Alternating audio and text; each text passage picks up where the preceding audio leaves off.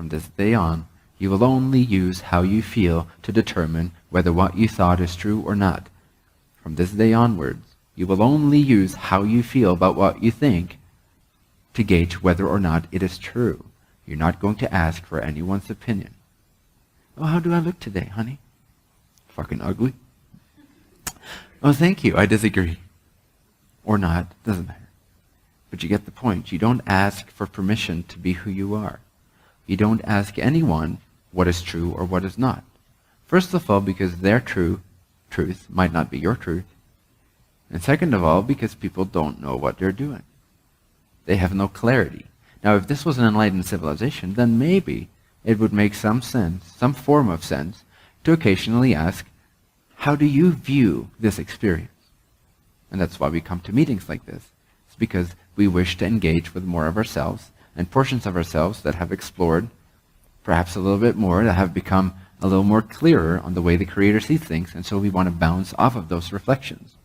That is great. That's the only useful practice in terms of asking other people for their reflections. But don't just go around and ask sheep what they think about the lioness or the lion that you are.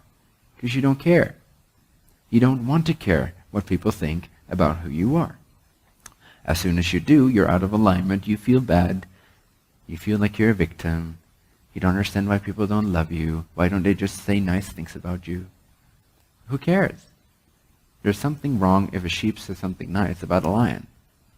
If someone that does not know who they are gives you a compliment, you should be concerned, not delighted. Oh my God, you really think that? Oh.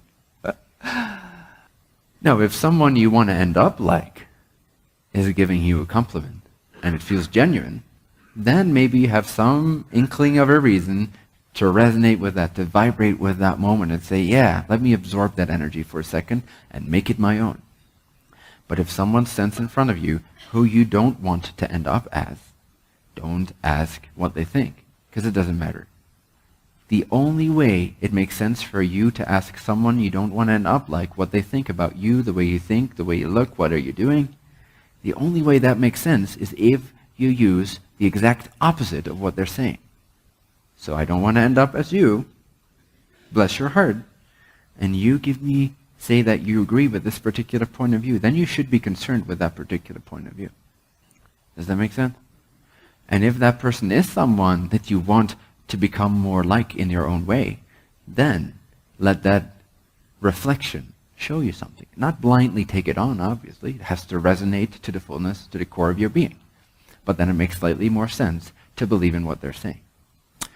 So drop the idea that you can gauge how you are doing by what other people think, and start only gauging how you're doing and whether what you think or not is true based on how you feel half a second after you've thought the thought. It's even less than half a second. It's quite instantaneous. It is after, but it's so instantaneous that you won't notice a gap. You are made to feel instantly bad when you have an erroneous thought. You're made to feel instantly amazing when you have an in-alignment way of seeing creation. So, no judgment, only ease.